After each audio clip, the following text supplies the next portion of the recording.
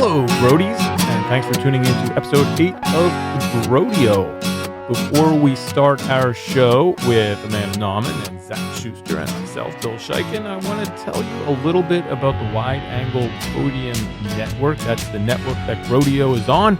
We graduated to our own feed, so we're a real show now. And a part of being a real show is that we get to participate in the annual donor drive, and that's going on right now.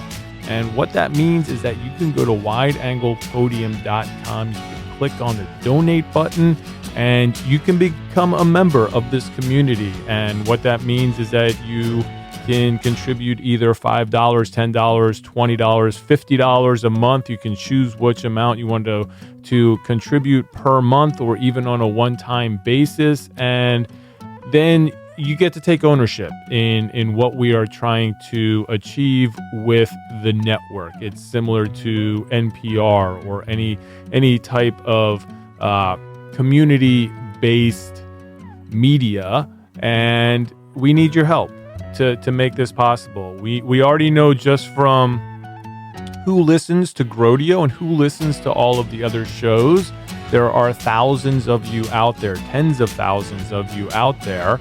We have over 2 million downloads on the network, yet it is a very small fraction of people, less than 1% of the people who listen to these shows, who are members and who support it. And we want to change that. This is the time of year that we get to guilt all of you into supporting this media so we can continue to do it. I mean, every time we put up an episode, if it's a popular episode, for sure, it costs us more and more money in server space and everything else. We like to upgrade everyone's microphones so they sound good and it's pleasant to hear in your ears.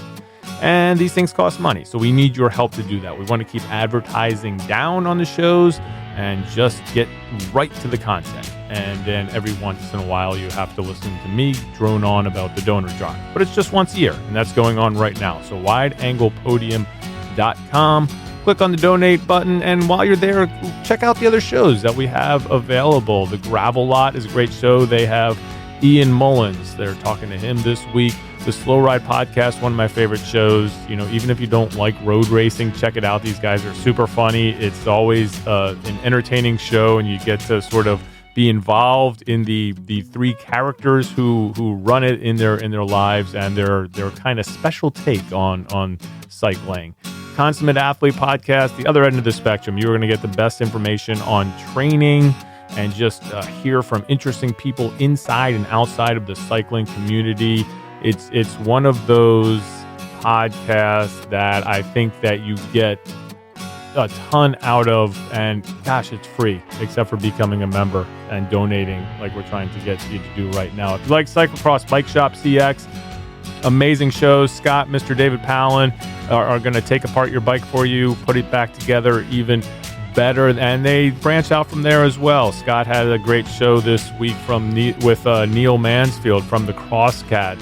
Do they do that in Europe? And they're really talking about the state of cyclocross now, and there's a whole lot going on. There's huge changes with how the World Cups are set up, and it's really interesting place we're at, and the future of cyclocross sort of hinges on that, and those guys get together and talk about that. I have another show. My main show is Cyclocross Radio. That's one you can contribute to, and we also have videos out there too. I do Cyclocross Television and the CX Heat Check. That's one of the options you can choose. What you'll do is you'll go in, you'll pick the level that you want to donate. Let's say it's $10 a month. You click on that, and then you get to choose which shows you want to support. It's just not a blanket giving it to everyone. If you listen to GROADIO, and we hope you do, and you want to support it, check the little box next to GROADIO, and then we get a couple extra dollars every month and let us improve what we're doing.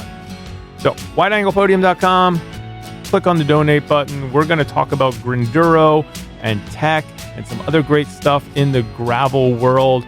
And Amanda's here, and Zach's here, and I'm going to talk to them right now.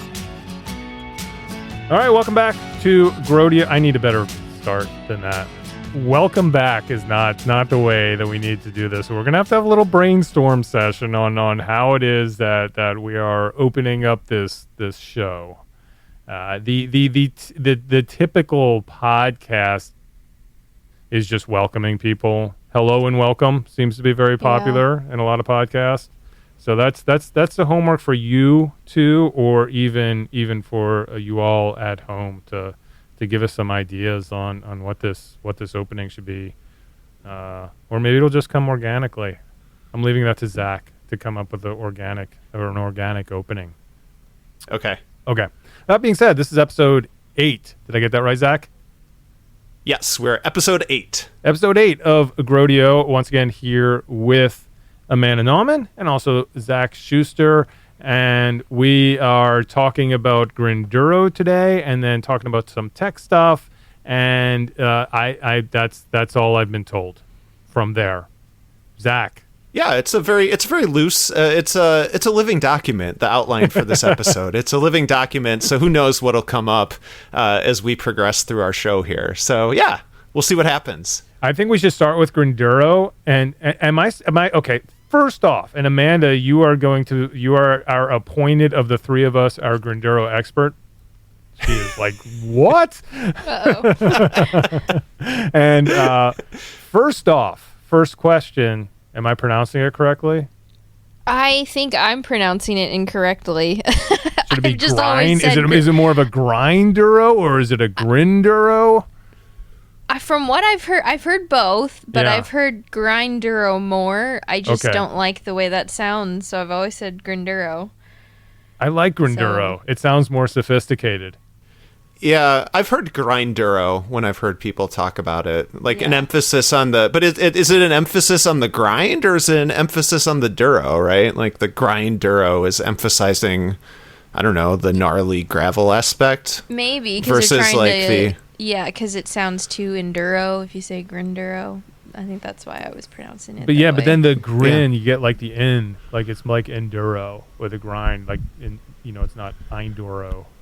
What I love about this whole discussion is that somebody's going to get mad at us for mispronouncing it either way. And just, Zach, you know this very well, just being in a business where you get in trouble for mispronouncing names on like a daily, if not weekly basis. I always enjoy it when you get in trouble for mispronouncing made-up names.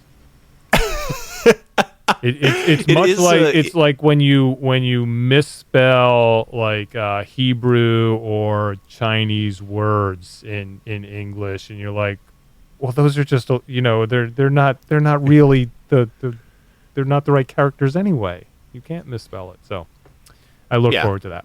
Grinduro. Awesome.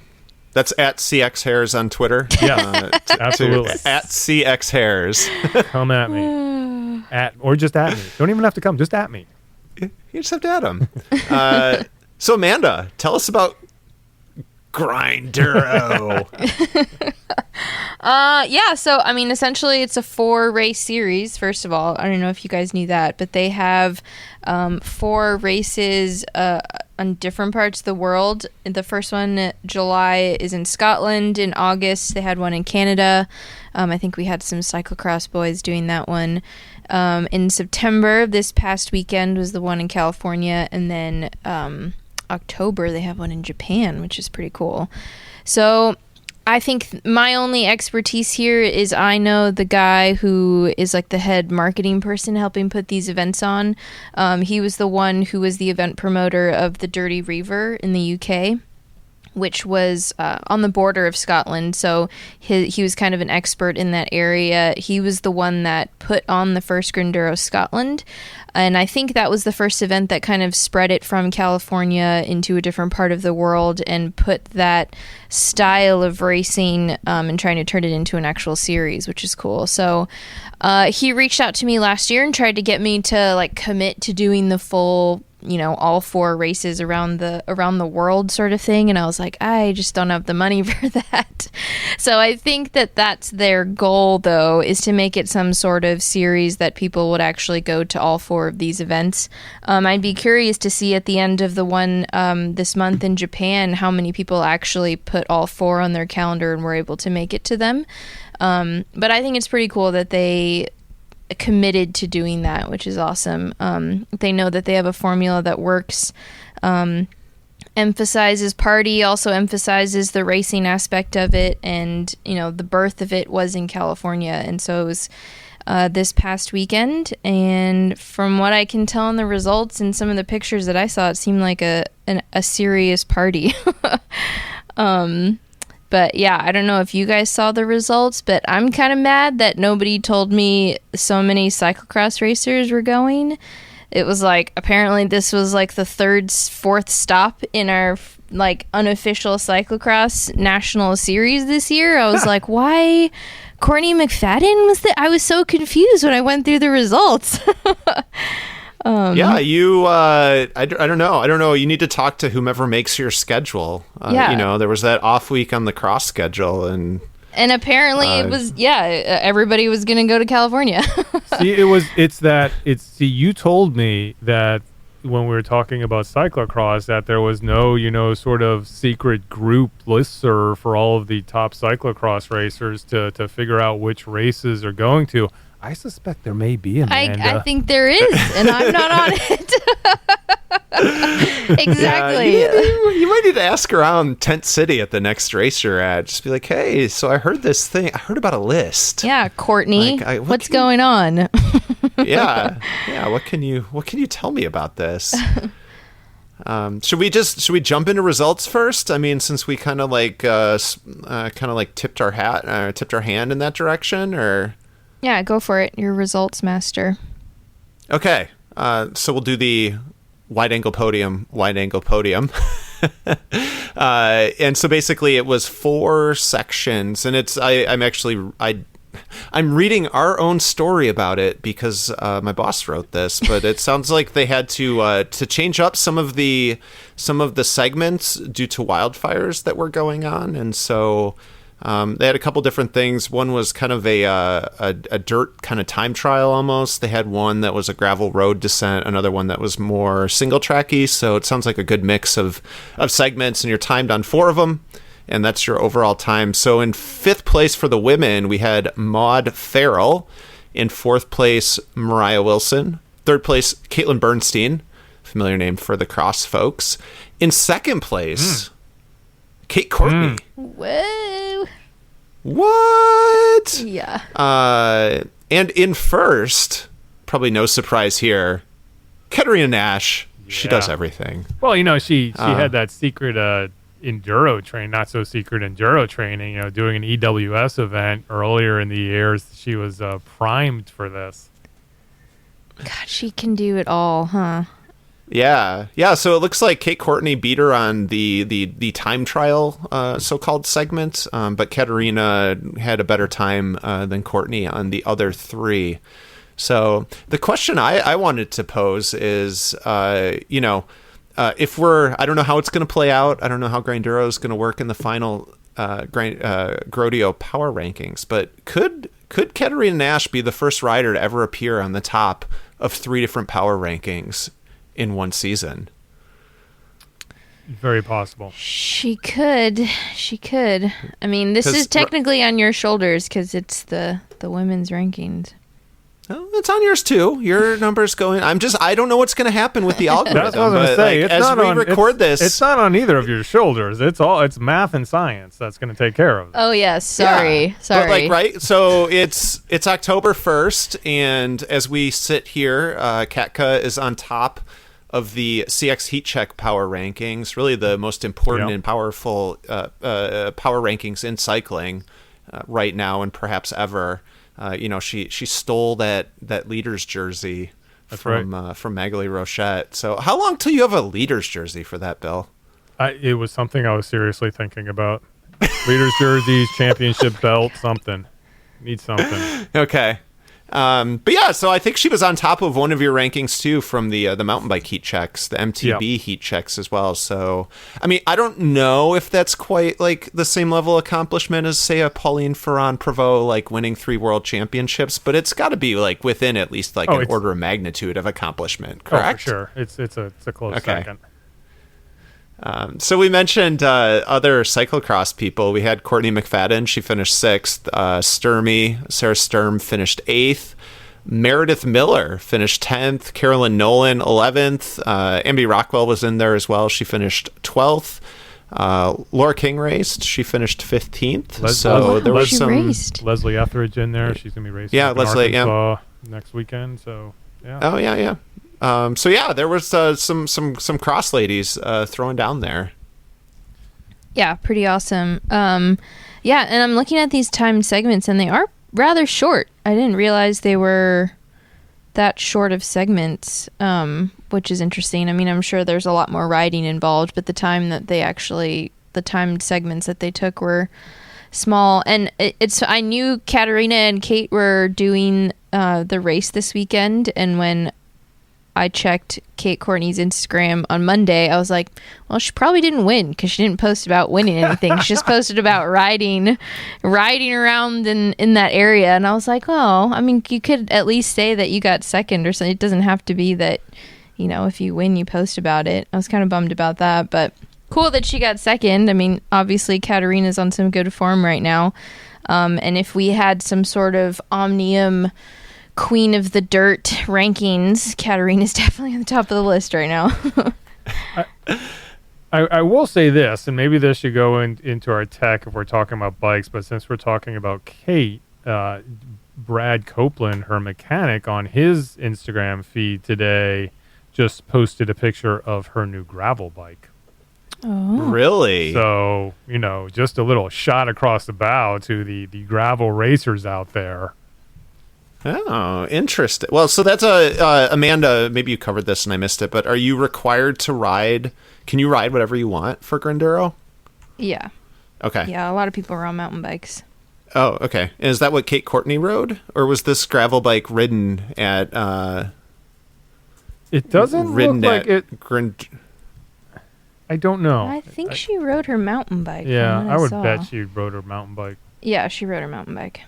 But yeah, I mean, from what I saw the pictures, it looks like there was a giant storm that blew through the Sierras over the weekend, and hail and some snow that they were all dealing with. I know I saw pictures of people like huddling around fires and stuff, and it seems like because of those timed segments, and if it really is set up like an enduro, there's some waiting around time when you're waiting to get to your next segment and stuff. So it seemed like all those racers got put to the test just in terms of the elements that they had to deal with.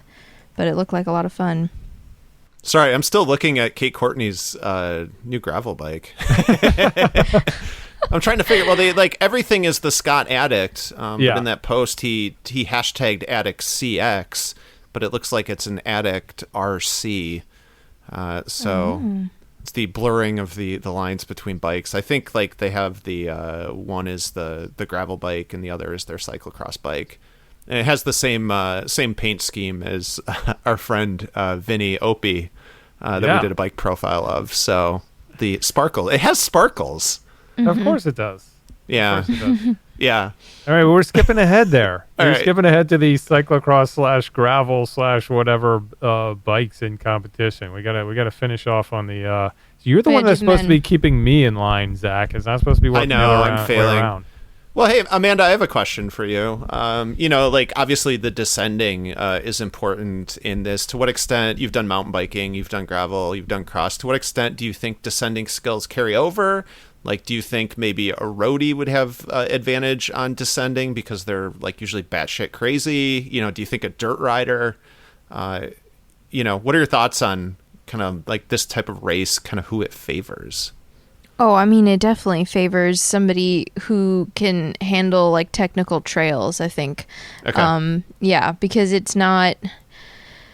It's definitely, it favors more technical handling, I think, and you can see that in the results. I mean, Ted finished 8th, as you'll see. So I think some of the roadies who have high hopes and stuff, if they're not used to riding this kind of stuff all the time, I don't think it comes naturally. And even looking back at Rebecca's Private Idaho, I think that's the reason why Tetrick doesn't race the Omnium anymore, is because she doesn't like the technical single track stages leading up to that big long one at the end. So yeah, it's definitely, these events are starting to have those features in it where it plays to certain people's strengths and definitely not to some. So yeah, for sure. So it's it would fall into more of a kind of like our West Coast genus of gravel for sure, huh? Yeah, West Coast mountain for sure. Yeah, the West Coast mountain. Lost and Found-esque. Yeah. So moving on to the men, our wide angle podium.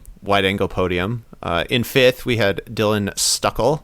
In fourth, a name we've heard a few times, Carl Decker. In third, Sam Vickery. Second, Duncan Riffle. And in first, Stefan de Voust.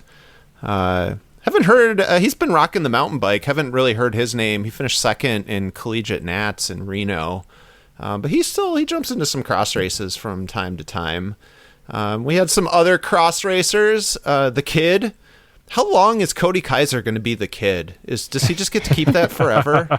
I mean, dude's Yes. like 27 now. But Yes. he's still the Kid. Cody Kaiser finished sixth. Grant Elwoody, finished seventh. Ted King in eighth. Scott Chapin, he's a West Coast single speed national cyclocross kind of dude, another cyclocrosser in there. I'm looking for another. 27th. Taylor Finney. Yeah, I saw that. Oh, what? Yeah. Yeah. So the EF Education First rider. He is, I guess he didn't, 27th, you could have argued he was looking for some DK redemption after his issues with flats, but it looks like descending these West Coast trails not quite the same as descending down mountains like they do on the road. So a little bit different there. So this kid that won, is he a cross country racer, Bill? Yes. Yeah, so Oh. Stefan de Voust was pretty much a mainstay on the podium for the Epic Rides races this summer for mountain bike, and pretty big cross-country mountain bike. I think he may have been third in marathon nationals behind Finsty and Payson. Oh, So, yeah. he's young. Yeah, really strong, giant factory off-road racer, and yeah, I think he was up there in the mountain bike heat check power rankings all season. Well, he's pretty tall too, so he actually is kind Yeah. of a giant. I remember him and his teammate Henry Nadal won collegiate Nats, and Henry is like 5'8" or something, and Stefan is like 6'2". So it was funny seeing the two of them contrasting in terms of their heights. Yeah, I was surprised that he was third at Marathon Nationals. I was kind of surprised that he is still in the States, because it seems like his whole crowd went to Israel for the Epic Israel ride, yeah. and then straight from there, most of them have moved on to Tokyo for the Olympic test event, which is happening this weekend.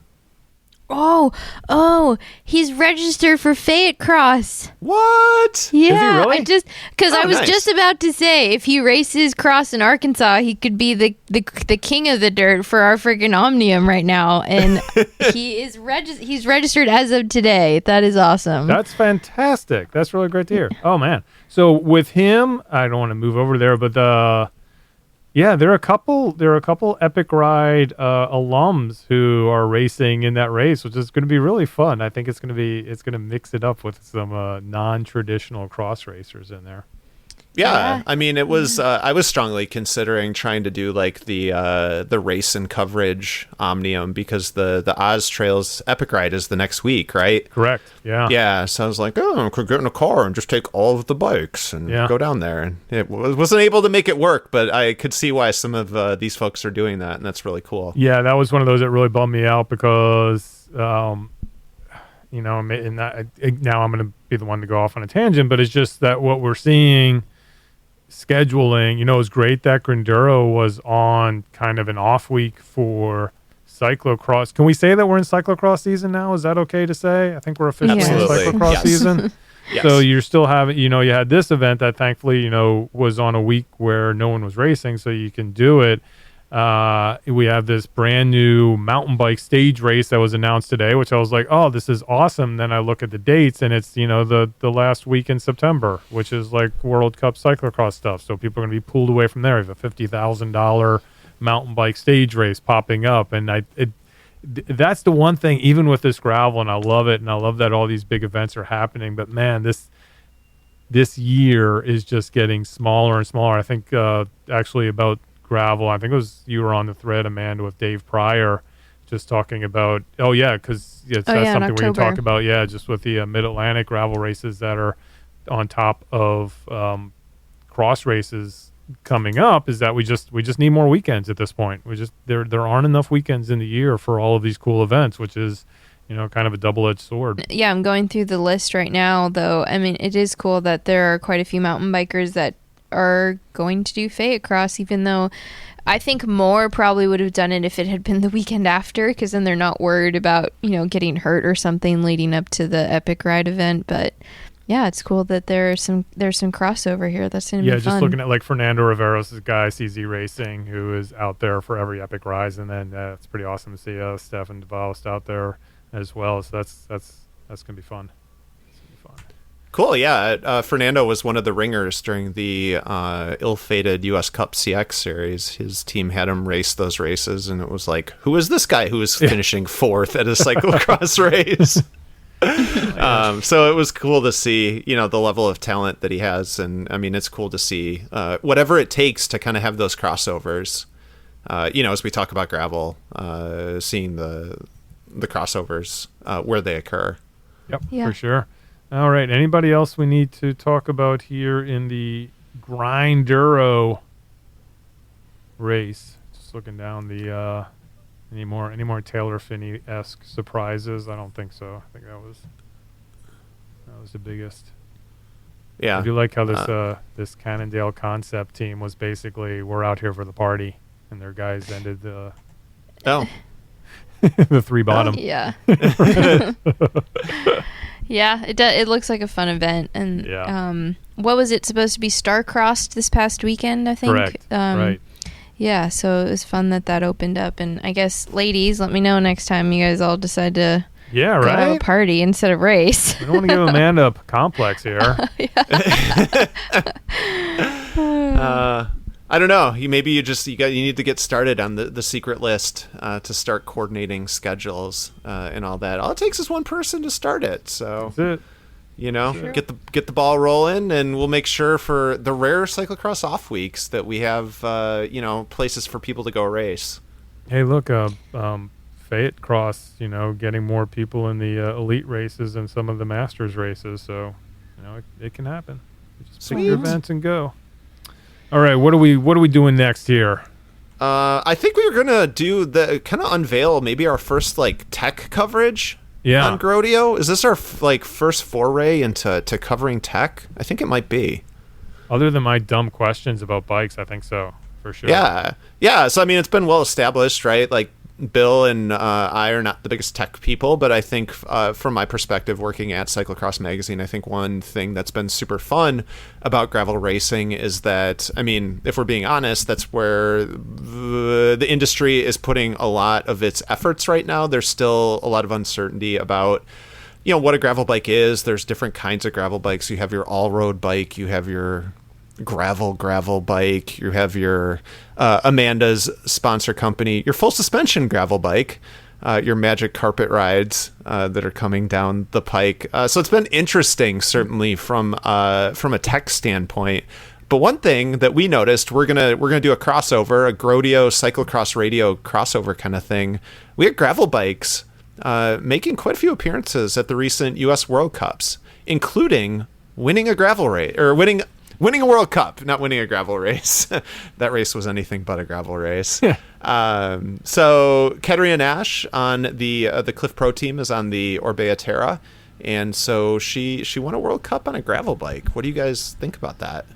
One, I think even backing up just one step to why maybe this is kind of a greater accomplishment, Amanda, since you have the experience and are at that level where you're racing at the top level of both of these sports. Maybe you can just sort of give us the insider scoop of what exactly the difference is and why it matters, for each of these disciplines, what type of bike you're racing on.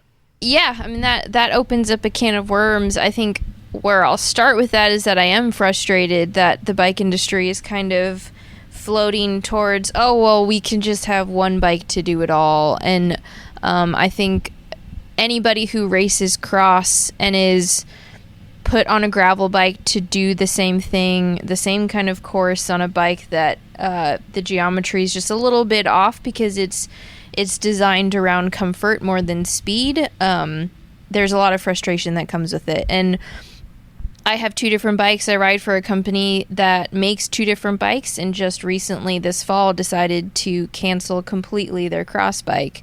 And the thinking is like, oh, well, the people who are buying these bikes, like, they can just get one because they're probably going to do more gravel events than they are cross events, or, you know, they want one bike that's going to do 90% of the stuff that they ride, and cross might just be like 10% of it, which, you know, the argument is fine. But coming from a racing standpoint, that you know, top 2-3% of people who are doing both of these disciplines at a high level, it's definitely frustrating because the bikes are designed for different things and the geometry is very specific for both disciplines.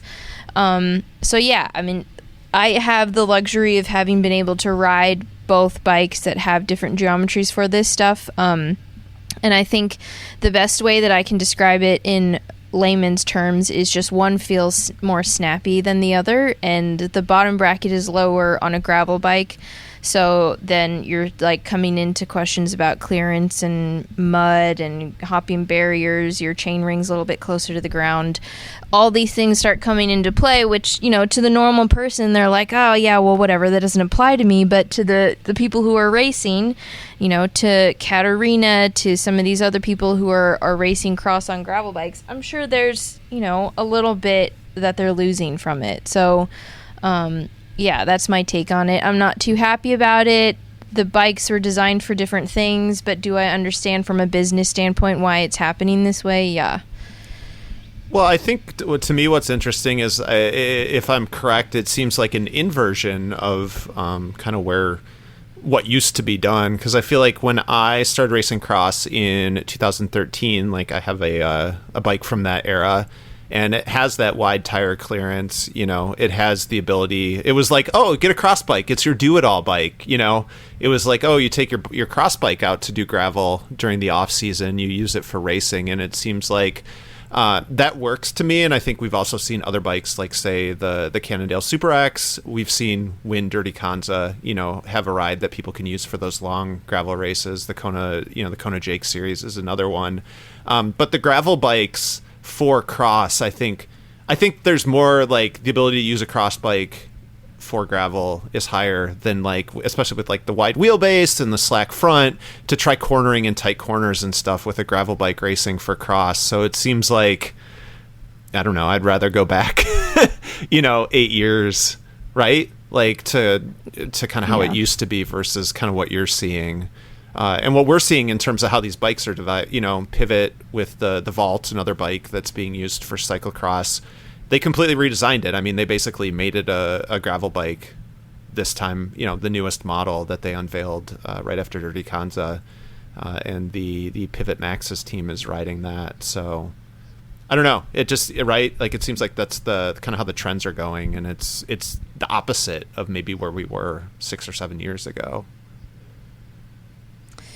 Yeah, there's a lot of compromise, and I don't know if it's a good thing. It just seems like more convenience for the bike industry, and yeah, it's just weird to think that cross bikes are going to be like a commodity on eBay in the future. Of like, oh well, if you want a cross bike, you're going to have to get one from 2015. Like, it just sounds weird that that's something that could actually happen in the future. But yeah, it's just how the bike industry is going. Gravel bikes are selling. Is cross suffering because of it a little bit? I think so, but we'll see. At the same time, like, it just, one of them won a World Cup, so maybe I'm completely wrong on this, and everything's okay. We'll see. Well, I think what's interesting is we're not just seeing it in this discipline, but we're seeing it across the board. And this conversation was actually happening today on social media, just talking about the World Championships and where road bikes have gone too, and where a road race bike, like just a full on, you use this bike to go out and just crush it in a road race or in a criterium, those are going away as well. And the road bikes are becoming more slack geometry and more consumer driven. And I think that's the biggest thing that marketing departments and sort of bike, the bottom line is kind of taken over to what can we sell more bikes to the masses and have people on a comfortable bike that they're going to want to ride, versus where in the past I think it was more of this fantasy camp for cyclists where they were like, I want to be on the fastest, like most expensive, like tricked out just bike that may not be the most comfortable but is going to be like the sleekest and put me in this, position. And I think that has fallen out of favor, and that's what we're seeing both on the cyclocross side and on the road side. And it's interesting because the people who get left out in that calculation are true racers. And I think Amanda, you're sort of in that in that bucket of people who are really affected by this, where most people are not. So it's tough. We're almost at a point where we're going to have to go back to what we saw even before, Zach, when you got your bike, when if you were a serious racer, you had a custom-made steel bike. I'm not saying it has to be steel, but it is a custom geometry bike that people are going to have to invest in to actually race at the top levels if they think that's going to be an advantage. I mean, I've certainly thought about that. I absolutely love my bike. I use it for cross. I use it for commuting. I use it for gravel. And I was like, man, if I get a new bike, am I just going to have to like get a custom frame and kind of like copy this geometry and this style of bike when I get it? Because like even the cyclocross bikes are, there are a handful, like the Boone, the Crux are going to a very race specific design. But again, that's really kind of pigeonholing you.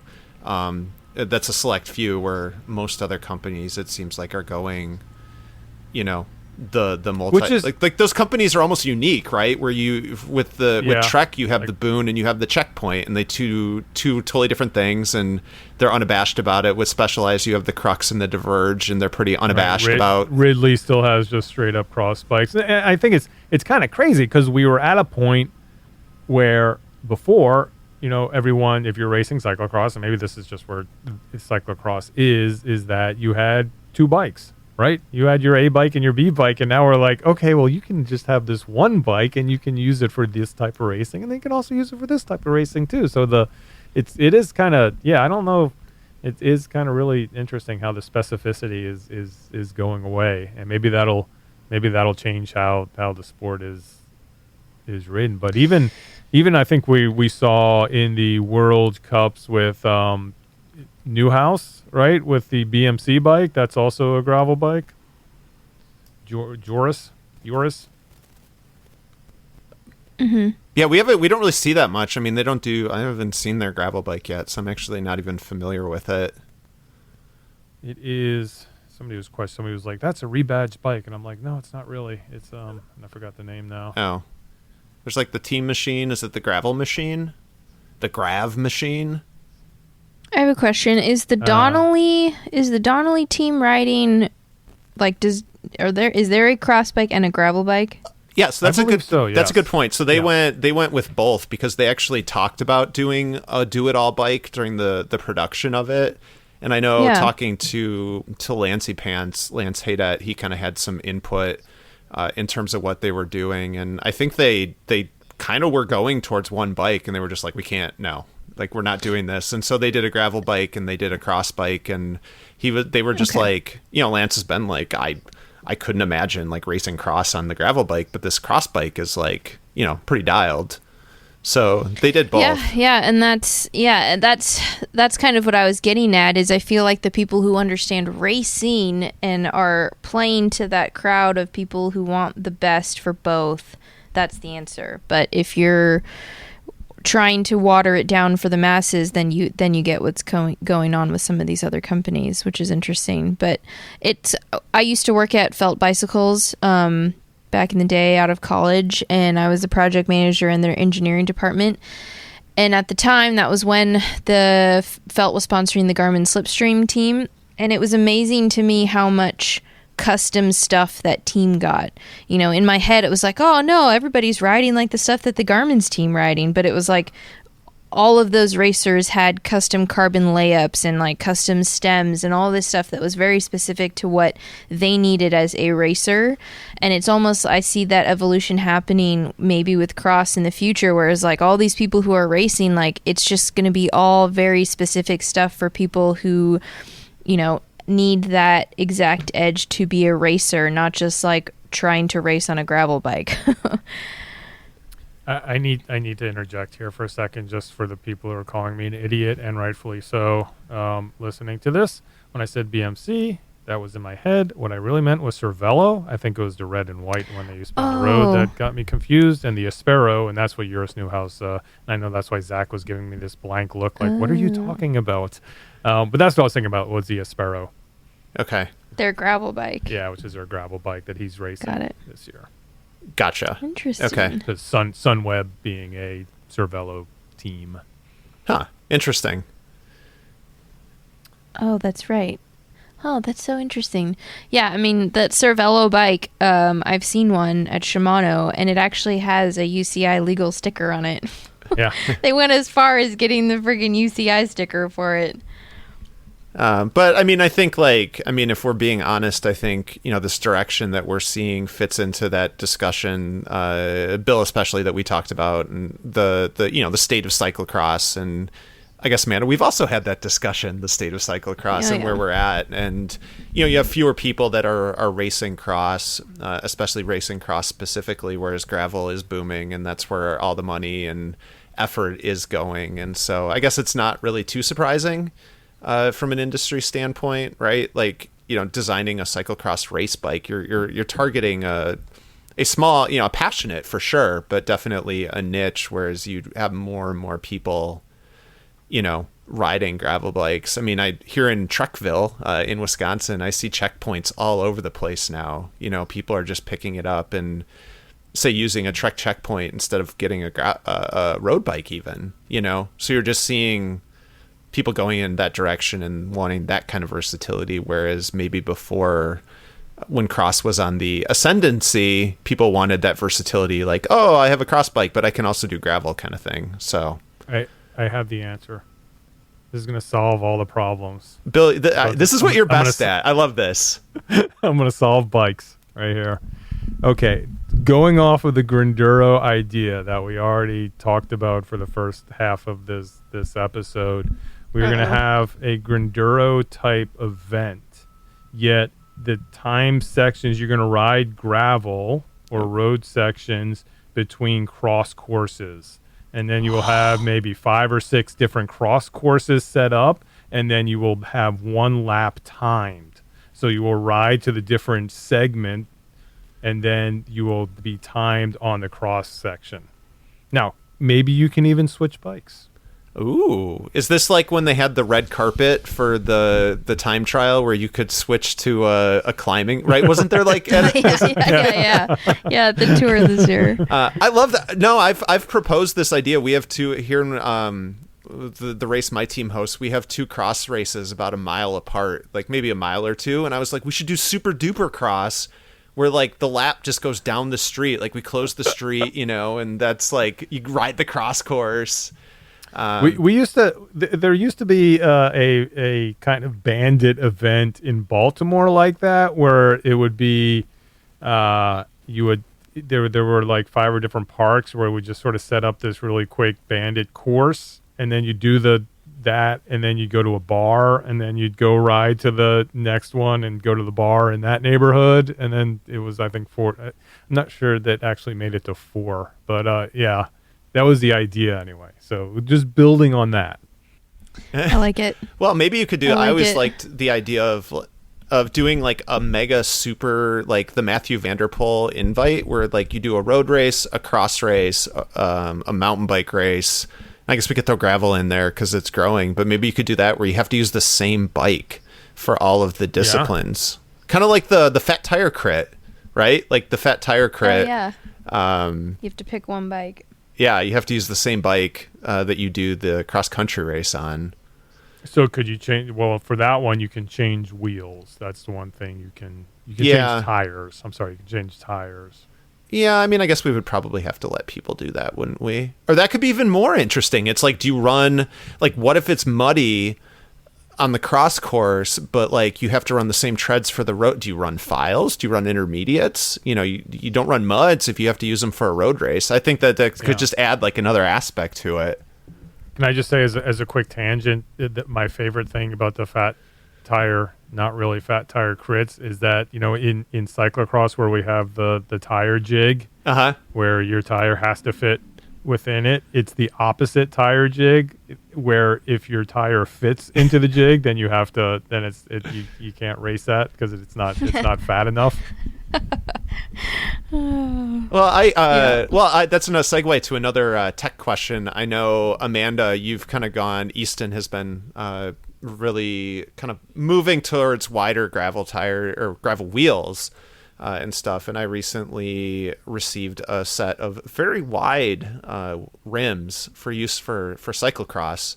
So my tires, the carbon or aluminum ones? They're not Easton. They're from Bontrager. But I can tell you that my 33 millimeter Challenge Griffos are gravel tires now with those rims. You know, what have your thoughts been about 36s, I know. Right? What have your thoughts been on kind of the wide rim experience, and how's that been treating you from a performance standpoint, and how they've been riding, and that just movement towards the wider rims to match the wider tires? Yeah, I mean, I think it's good. Personally, I'm not as much of a tech nerd as David is, and I know that he loves the wider internal rim diameter. He can fit, I think he's got like 33 challenge tires on my tubeless set right now, and they kind of measure closer to like 36 and a half. That's mine, yeah. So yeah, exactly. So from the standpoint of just riding around and having fun, I think they're awesome, but you're going to have issues if you're trying to, get into an elite race with a tubeless setup. So, it's at the same time that they're making these wheels for the everyday person and kind of that wider range of tires that people are going for. And, at a gravel race, there's like nobody that's riding under a 35. So they're kind of playing to that crowd of wider, more cushier, softer ride, all that stuff. So yeah, and I think Easton's done a really good job of being at the forefront of like all this gravel stuff to begin with. They've seen that trend coming for a long time, and I know that they've done a lot of research on the wheels and the hubs. They're pulled a lot of that technology from their mountain stuff and race face. So they definitely know what they're doing in terms of, durable yet comfortable. Yeah. What typically just thinking about cyclocross and tire pressures and everything, something like a Dirty Kanza. What tire pressure are you? I mean, what's the tire width, and what pressure are you usually running for a race like that? Well, it's changed based on conditions. I mean, I'm such a nerd. I could go into it's like cross for me. I could still go into tire width and pressures and everything like that. I mean, even Zach could tell you I had a second set of wheels that were like set up just in case it was muddy. So, I love that stuff and having plans for all the different scenarios that could come around. But tire pressure wise, 24 to 30, depending on the course and conditions and stuff. Always tubeless. I don't know too much about the internal rim diameters and all that. That's more of David's forte, but I just tell him like what tire tread I want and he figures out the rest. But yeah, that's kind of what you're playing with. Even up to like a 42 tire, I think is kind of the standard on the new gravel bikes that are coming out. Like if your gravel frame doesn't fit anything over a 40, you're kind of off the back now, which is crazy. But yeah, for the average person, somebody my dad's size, an older guy that you want more room for tire clearance and more room to drop that pressure a little bit and be comfortable. But yeah, and that could be a whole hour show of just tires and tread and wheels and all that. Well, I think what we've, come across in our coverage is just one thing that a mistake thing that a lot of amateurs do, and I'm guilty of it too, is running too high a pressure. for gravel is thinking, like, oh, it's closer to road and I'll run 50, 60 PSI even, and then Right, you that's talk. what I was thinking more. Yeah, so then you talk to elite racers like Amanda, and they're, a lot of, I guess, you hear men running somewhere in the 32 to 35, and some of the women dropping into the 20s, and it's like, holy shit, like that's getting super low. But it just, it totally affects your ride quality too. I mean, Amanda, you can speak to that with the Dirty Kanza just being at a lower pressure for 206 miles or whatever it is. Is really nice as the day goes on. Yeah, for sure. And I think that's kind of a myth that people have had in their mind about riding gravel to begin with, is like, oh, it's uncomfortable, it's bumpy and all this. And I think once you get on the right equipment, you're like, oh, this isn't really that bad at all. And the industry has come a long way in figuring out a way to make it comfortable and smooth. And even like washboardy stuff isn't as brutal as it used to be. So yeah, there's definitely been an evolution in technology and equipment. And as much as I'm sitting here complaining about, taking away from cyclocross a little bit, I think it's great what the industry has done in all of this comfort, gravel, endurance, whatever you want to call it, just for the everyday person. And that's, I think, the best part about all of this is it's more appealing to everybody because it's not just like an uncomfortable cross bike where your hands are going to go numb after an hour. Yeah, and do you think that's part of it? Zach and Amanda, you've had a lot of experience with it. Why it's become so popular, and it's something that, God forbid we actually give the bike industry some credit for, that you're not out there like on a road bike, with tires pumped up to 100 on gravel where it's going to be miserable after 5 miles, that it's actually something that's fun to ride and sort of has that variance of road surfaces and makes it a little more interesting, and that this may be one of the things where, we want to blame everything on marketing departments, but actually they've made it so that this segment of cycling is more compelling for people. I mean, I would from the outside, I guess it seems like they're not leading people that direction. I mean, I think they're following. Gravel's been around for 15 years. It's right. We talk to anyone, they're like, oh, I've been riding gravel for years. I think there's been a select few, Amanda mentioned Easton. Salsa has certainly been a leader because they were busy doing Almanzo and riding gravel in, the Minneapolis area. I mean, I view them as following, in a lot of ways. And I guess they are making products, and that's where all the development is going and trying out new stuff. And, like Amanda said, that is making it more comfortable. But I mean, I don't see how you could blame them for following and going in that direction, but they're not making people ride gravel. Like, no, they're late to that, Yeah, I just think that they're making it a more enjoyable ride. What do you mean they? They like the industry as a whole? Yeah. Zach? Okay. Oh. Okay. Well, right? Like people, I guess there are criticisms leveled at the industry, especially when Seattle rolls around, right? And everything is gravel this, gravel that. And, I don't know. I mean, they're making products so people can enjoy it. Like that's where the energy is, Yeah. I mean, they would be like remiss as businesses if they weren't following that trend, right? Yeah, I think a lot of the industry, the big brands definitely doing the following, but like companies like Salsa, Niner, the smaller brands were doing the leading there for sure, and kind of like the grassroots research on like what people wanted, that were doing events like Dirty Kanza. And then once that got popular, then Trek and Specialized and Felt and some of the bigger brands definitely stepped up, and they're like, well, we can do that too. Getting away from just bikes or bike frames, I think one of the big companies and big components, I think this might have been on your list before we started, was GRX, and just the new Shimano components that is really, I think, driven towards the gravel community. Do you have that on your bikes, Amanda? Have you been using that? Can I interject? Yeah, Can I interject really quick? Yes, please. I love that, Bill. You're driving the conversation. You're the taskmaster today. I love this. It's so weird. It's so for like you tech. never know It's what so role weird. we're gonna take on, like in a given GROADIO podcast. I love it. Sorry, Amanda, to interrupt. No, it's fine. We're gonna get a message from Diedenbach like, what is going on?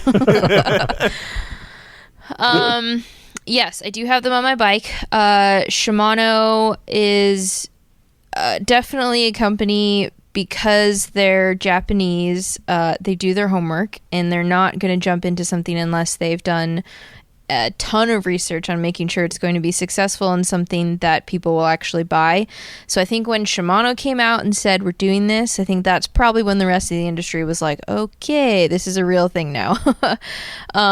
Because whatever Shimano does and leads and comes out with, people follow. So yeah, GRX got launched definitely as like a gravel specific group set. And I think what got lost in some of the marketing there was that it was also designed for cross. And as much as it got pushed on Dirty Kanza and some of these summer gravel events, it's definitely something that they think people should be racing for cyclocross as a, 1x, 2x options. There's a whole range of stuff that you can do with that group set, and that's why they're pushing it on people racing both.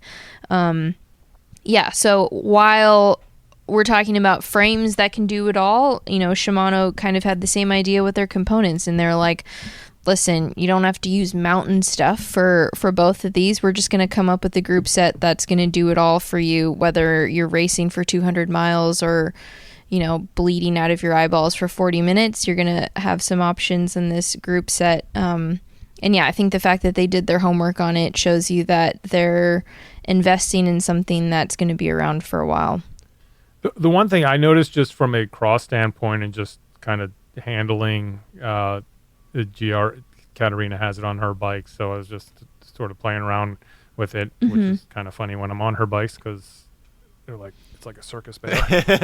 But it's just the shape of the hoods, like the reshaping of the hoods, and it just seemed like it's, if you are in a more aggressive position, especially descending, you're not losing your hands over the top of the hoods. It's kind of like, I don't know how to explain it, but just how you are grabbing the hoods when you're riding seems a lot more secure and giving you a lot more handling in more aggressive situations, which I thought was pretty cool. If I'm not mistaken, I think they actually changed where the fulcrum point of the lever is too. Yeah. And so they made it more easier to grip, and people that were riding it have talked about how just more comfortable the grips are. So one thing is funny that Amanda, you mentioned, well, actually, first off, I'm looking at unnamed cyclocross website where you actually switched from the RX since last time I saw you, huh?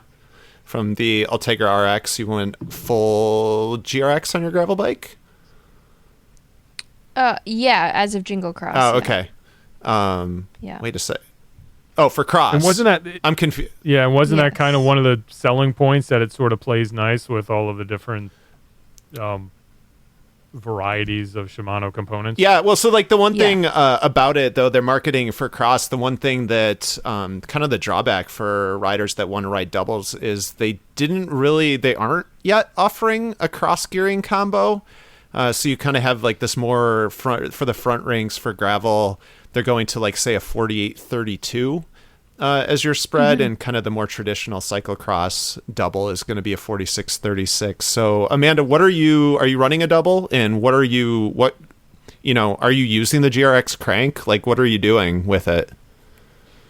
1x for cross. Yeah. And I think that was their thinking too, was that if you're going to use it for cross, just set it up 1x. I do think that is the only drawback to it right now is the chainring options. There aren't many. And, I've heard people joking like it's not going to be long before companies come up with chain rings that'll fit and you can switch out anyways. And I'm sure Shimano is going to come up with something in the next year anyways. So, yeah, that is probably the only drawback to it is your gearing options are a little limited right now. But at the same time, like, that's for picky people like me. It's like the average person, they can buy one crank that's going to do it all for the stuff that they want. So, what's your normal gravel setup as far as chain rings go? And again, I'm sure normal doesn't really isn't a good way to put that. But let's go back to Dirty Kanza. What are you running as far as chain rings?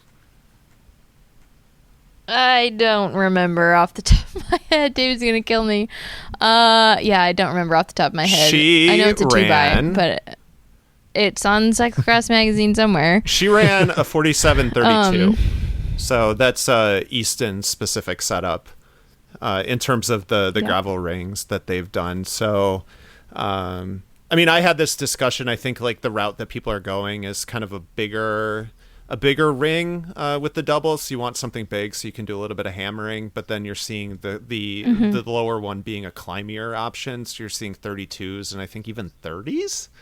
That some I think there's a 4630 that might be in the GRX group set. So that's kind of that route that I don't know if that's influenced. I know Shimano when I went to an event at Almanzo last year, they were talking about doing a lot of testing in California. So I think some of their thinking about gravel may be influenced by the mountainous fire road genus of gravel versus more of the flat Midwest. Because I remember they were saying, "Oh, disc brakes, like that's part of why we can do gravel." And I'm like, I don't know, man. Like where I do gravel, I could probably ride cannies. So that might influence some of that. But I was going to say, what you are seeing, we're going to have some profiles coming, maybe even by the time this publishes, riders that are riding doubles. I know, Bill, we were teaming up to take pictures of Brandon Fix's moots. He was running a double. Becca Farringer's running a double. Is that riders for cross right now are still sticking with either an Ultegra or Dura-Ace crank and the old cross rings. So that's what they're doing in the front with the GRX rear derailleur. So that goes back to Bill, what you were saying about playing nice. That is one of the perks of it. So like Becca was running a Dura-Ace crank with probably 46-36 rings in the front for cross and then a GRX in the rear. So yeah, well, because it's not, I mean, I don't know, running like a 48-32 or whatever would be. I just still don't understand 2x at all for cross, but that's just me. Yeah. I don't know, a lot of riders like it. They like the, because especially with Di2 shifting, I think, because the shifting is so reliable in the front. Yeah. I was surprised. I was impressed that Claire Hansinger ran a mechanical double all of last year. I was like, that is impressive because I would not run a mechanical double for cyclocross at her level. But, props to her. She's on Di2 this year. They switched this year. But, we recently did a profile of her bike and they talked about she ended up going with the Ultegra RX derailleur with the Ultegra front crank because they were kind of put off a little bit by the front gearing options of the GRX because they like running doubles. But like you said, I think Kerry Werner, among others, has gone to the single like you. So kind of an interesting in the Kenny Becky showdown, different options on the front of their bikes. So. Oh yeah, and I know Drew had like one bad experience in his life with the Di2 like not working, and so he refuses to ride it. So he rides mechanical also. It's just one of the bike racers were. Did he forget to charge his battery or something? Like, oh okay. No, I think something happened and it went into crash mode. So one of those things, But yeah, I mean, as we're talking about all this, I'm kind of curious. The people who are listening, maybe we have like a 50-50 split on people maybe who only do cross that are listening to this and are curious, kind of Bill's crowd, or maybe, they do both and so this kind of plays to both, or they only do gravel stuff and they're kind of curious about this conversation. And I'm interested in this tech stuff, like where people actually fall in terms of, do I, Amanda, sound crazy saying like, no, we need 2 different bikes? There's the average person like, no, Amanda, we only need one because that's all I can afford. Like, what is that middle ground? And like, I'm curious the regular person who are doing these events that we're talking about, if they're excited that things are kind of meshing together and they can do everything with one bike, or if they're frustrated as well because they like the nuanced differences of both disciplines. I'm curious. Yeah, and I think something that I failed to mention last time that makes it really easy for people to let us know about that is they can use the hashtag GROADIO. Oh, yes. There's a really easy way for us for you all to get in touch with us as opposed to, we'd love for you to tag us on there as well. But just, either Instagram or wherever, Twitter, just use hashtag GROADIO, and then we'll we'll know that you're talking to us. With that being said, we're like right at 1 hour. I was going to say, it's like a So, perfect I mean- segue to do our closing and how you can get in touch with us. It like Yeah. worked out perfectly. Bill, did you my Bill, God, as the good. master of ceremonies who kept everyone in line, who was driving this podcast, did you plan that? Yeah, the thing about this, Zach, is that this is where my lack of knowledge really comes into play in a positive way, because I'm unable to just go off onto these Oh, like crazy tangents, and I can just keep everything in line. Man, there's only 5 posts tagged GROADIO on Instagram. You like totally killed it with the title pick here. Yeah, we need It's to. not going to yeah. be like muddied with a bunch of other things. We need to take that over. Yeah, we're not going to get any like a customer experience CX, hashtag. So. Exactly. Bill, I will say that someone came up to me, I think it was at cross practice last week, and he was just like, "Hey, been loving, you and Bill on the podcast together. Like, really great. Like, you really keep his tangents in line." And keep him on track. It's true. So he's like, "You guys are a good team," and I'm loving that you're kind of keeping me in line under this format. So I guess it works. Yeah. So Amanda, I'm gonna let you actually do this time. Let people know what you got going on. Instagram is at Amanda_Panda_, and on Twitter there's an extra underscore in front of that. But yeah, find me any of those places, yell at me, tell me I'm stupid for thinking that we need to keep grass pikes alive. And yeah. Hashtag GROADIO, hashtag keep crossbikes alive. Zach Yes. Schuster, what you got going on? I'm at the Shoe Star on the Twitter machine. And you can also visit cxmagazine.com, where it is cyclocross season, but now that we're covering more gravel, we do have some of that stuff, some gravel coverage still trickling in here and there, which is pretty cool. But yeah, it's kind of like full-on cyclocross season for the most part. So probably best to find me at the GROADIO podcast when it comes to gravel content right now. Fantastic. And you can find the GROADIO podcast on the Wide Angle Podium Network. That's wideanglepodium.com. Would ask all of you to, if you're digging this, to not only subscribe on your favorite podcast app, but also to share with your friends. You can do that by using the hashtag GROADIO. And then if you have a question, Amanda is great at throwing these questions out there. We want you all to answer them. You can use that hashtag. You can also get to us at feedback@cxhairs.com, and then also call the helpline, 405-CX-HAIRS. Zach is still waiting for that first call, that first GROADIO-specific call, so we want to hear him. And with that, we'll talk to you all soon.